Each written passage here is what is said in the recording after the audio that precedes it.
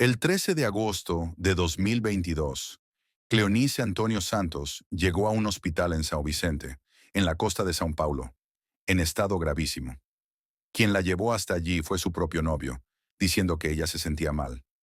Pero algo no tenía sentido.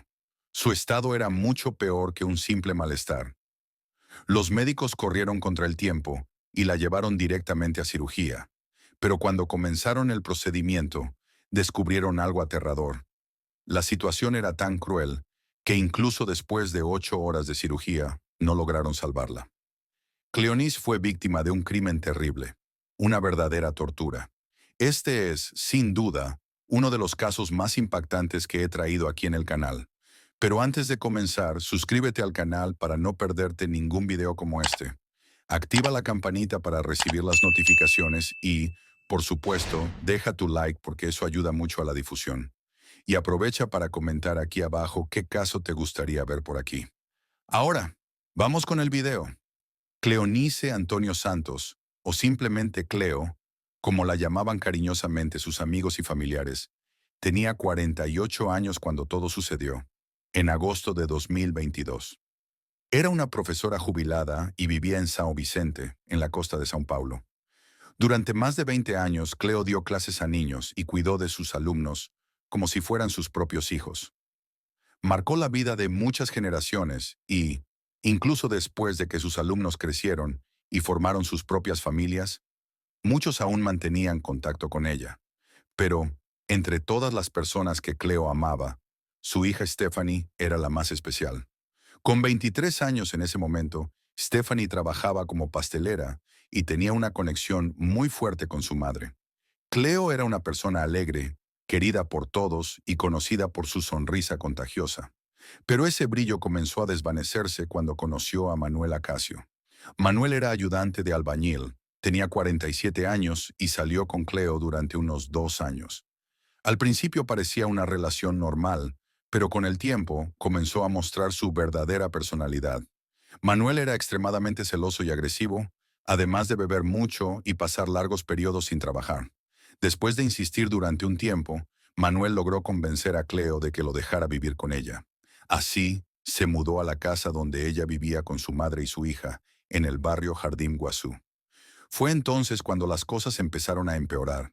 El comportamiento de Manuel se volvió cada vez más violento y obsesivo. Las peleas eran frecuentes y, a diferencia de muchos agresores, él no ocultaba su violencia. Golpeaba a Cleo frente a su familia, sin miedo a ser descubierto. Stephanie, preocupada, comenzó a notar moretones en el cuerpo de su madre.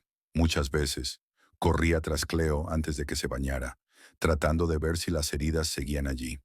Cuando le preguntaba, su madre inventaba excusas para no preocuparla, pero la situación se estaba saliendo de control. Cuando Manuel salió de la cárcel, prometió que iría tras Cleo, pero lo que más aterraba no era el miedo por ella misma, sino por su familia. Cleo sabía que él era capaz de todo y solo quería proteger a quienes amaba. En uno de los últimos intentos de rescatarla, su familia fue hasta la casa del hombre para buscarla. Ella se fue con ellos, abrazó a cada uno, lloró y habló como si se estuviera despidiendo. Y lamentablemente, eso era exactamente lo que estaba ocurriendo. Poco después, Cleo regresó a la casa de Manuel. Su familia cree que lo hizo para salvarles la vida, ya que él habría amenazado con matarlos a todos si ella no volvía. Mi hija dio su propia vida para salvar la nuestra, contó la madre de Cleo.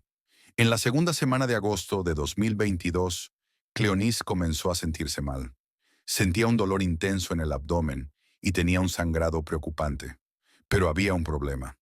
Manuel le había quitado el celular y todos los medios de comunicación. No tenía cómo pedir ayuda. Aguantó todo lo que pudo, pero el 13 de agosto su estado empeoró gravemente. Entonces, Manuel la llevó a la sala de emergencias del hospital Ana Costa, diciendo que solo se sentía mal, pero la situación era mucho más grave que eso. Cleonice llegó al hospital en estado crítico y tuvo que ser trasladada al Hospital Municipal de São Vicente. Ya llegó allí con una máscara de oxígeno y una bolsa de colostomía, pues su cuerpo estaba completamente debilitado. En la madrugada del 13 al 14 de agosto, los médicos decidieron hacer una cirugía llamada laparotomía exploratoria para entender qué estaba ocurriendo dentro de su cuerpo. Lo que encontraron fue impactante. Había una astilla de madera de un palo de escoba dentro de la cavidad abdominal de Cleonice. El objeto fue introducido de manera tan brutal que perforó su intestino grueso, causando una infección generalizada. Los médicos encontraron litros de pus dentro de su abdomen. Era uno de los casos más crueles que habían visto. La llevaron de inmediato a cirugía que duró más de 8 horas. Durante el procedimiento, Cleo sufrió varias paradas cardíacas mientras los médicos intentaban salvarla. La noche del domingo, Manuel llamó a la familia de Cleo diciendo que ella no estaba bien y estaba en el hospital, pero sin dar más detalles. Desesperados, los familiares empezaron a llamar a todos los hospitales de la región, pero ninguno tenía registro de la entrada de Cleonice. Horas después, finalmente descubrieron a dónde había sido llevada. Antes de eso, una de sus hermanas fue hasta la casa donde ella vivía con Manuel y le preguntó por Cleo. ¿Su respuesta? Que estaba internada por una infección intestinal.